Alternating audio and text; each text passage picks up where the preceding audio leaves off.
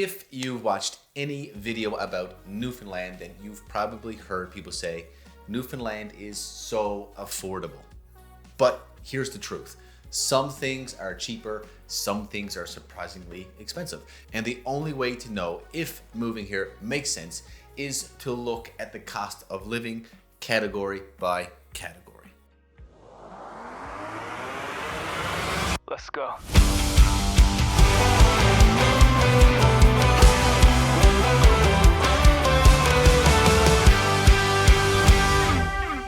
So in this video, I'm breaking down the real cost of living in the Avalon Peninsula using St. John's CMA as the baseline because it's where most people move first. And I'm going to be comparing it directly to Ontario and British Columbia using Toronto and Vancouver as reference points because that's where many people that I help are moving from.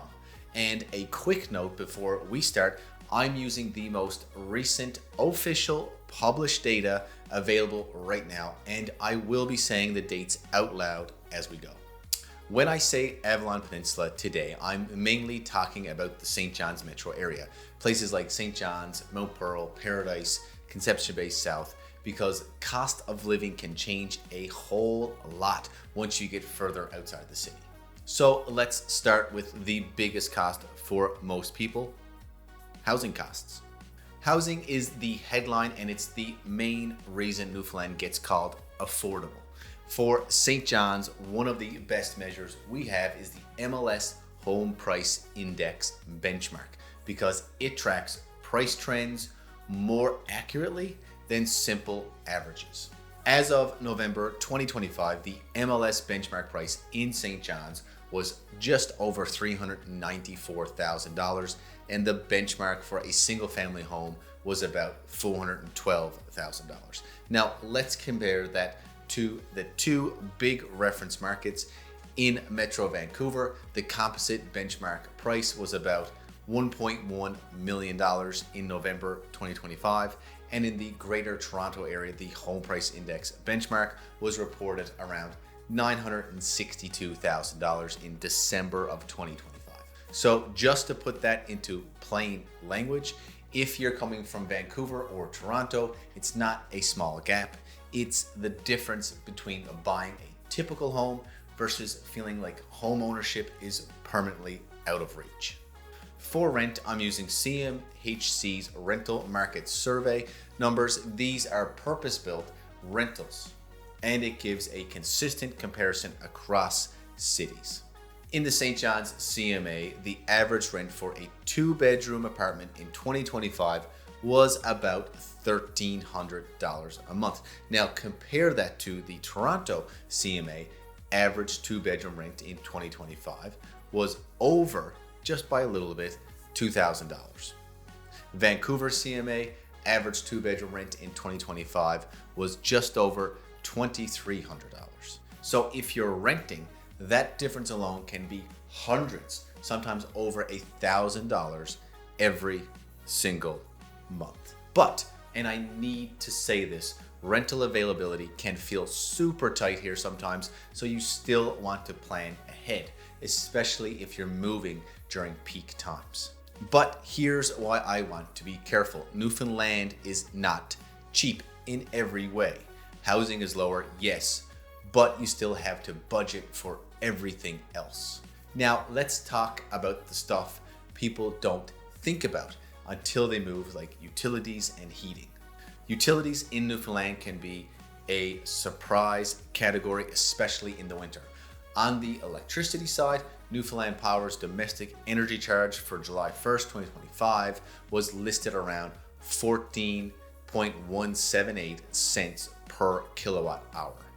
And Newfoundland Power also explains that as of July 1st, 2025, electricity rates increased by an overall average of about 7%. So that's roughly $7 on a $100 bill. So the big takeaway is not that power is cheap or expensive, it's that your bill depends heavily on the kind of home you're in, the age of the home, and the insulation that your home is equipped with, whether you're heating with electricity, oil, heat pumps, or a mix. And honestly, how wild winter can be in that given year. If you're moving from a condo in Toronto or Vancouver, your heating expectations might be very different than a detached home on the Avalon. Don't forget about our wind. Now let's talk about day-to-day costs, starting with groceries. Groceries, so this is where I'm going to be blunt. Groceries are not always cheaper in Newfoundland. Food prices change constantly, but we can look at inflation data to understand that direction. According to the Government of Newfoundland and Labrador's CPI update, food prices in the province were up about 4% in November 2025 compared to November 2024. So if you move here expecting groceries to feel dramatically cheaper than Ontario or BC, you might be disappointed. Where you can win on the Avalon is being intentional, buying local where possible, watching for seasonal pricing, and not doing the convenience shopping patterns that a lot of big city life creates. Now let's hit on transportation, because almost everyone asks about gas. Gas prices are regulated in Newfoundland and Labrador, and the Public Utilities Board posts a maximum price. For the base zone, the pub listed gasoline as 1.37 cents per liter on December 31st, 2025, and that figure is excluding applicable taxes. Now, here's the Avalon advantage that offsets fuel costs for many people. You usually drive less. Commutes are shorter, traffic is lighter, and errands tend to be more straightforward than in Toronto or Vancouver. So even if gas feels similar sometimes, your total monthly transportation costs can still come out lower because you're not driving an hour each and every day. Now, taxes and municipal costs are another category people forget, so let's talk about that next. First, sales tax. Newfoundland and Labrador has 15% HST, which is 5% federal GST plus a 10% provincial portion. So yes, that's higher than some of the provinces, and it shows up when you're buying furniture, renovating, paying for services, all of it. Second, we have property tax. In St. John's, the city explains that residential mill rate is 9.1 mills and gives a simple example. A home assessed at $225,000 would pay approximately $2,050 in Realty tax. And then when you add the water tax of $690, that total would become just shy of $2,740 for that example year. And if you're comparing nearby Avalon towns, Mount Pearl lists 2025 residential property tax as 7.7 mils. So municipal costs can vary depending on exactly where you choose to live on the Avalon, and that's why location matters.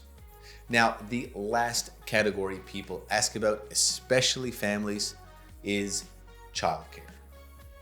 Childcare is definitely a moving target across Canada because of the push towards $10 a day childcare. Federally, the Government of Canada describes the goal as reducing fees for regulated childcare to an average of $10 a day and expanding spaces by March 2026. And Newfoundland and Labrador has also announced funding and ongoing work tied to childcare infrastructure through 2025 and 2026. The real world advice here is, if childcare is central to your move, check local availability early, because cost and access are not always the same thing. Now, let's bring this home with a simple comparison summary. So here's the simplest way to think about cost of living on the Avalon Peninsula compared to Toronto or Vancouver. You're most likely to save money on housing, whether buying or renting, commuting, and time, because you typically drive less, and often your overall lifestyle expenses, because life is less pay to play here.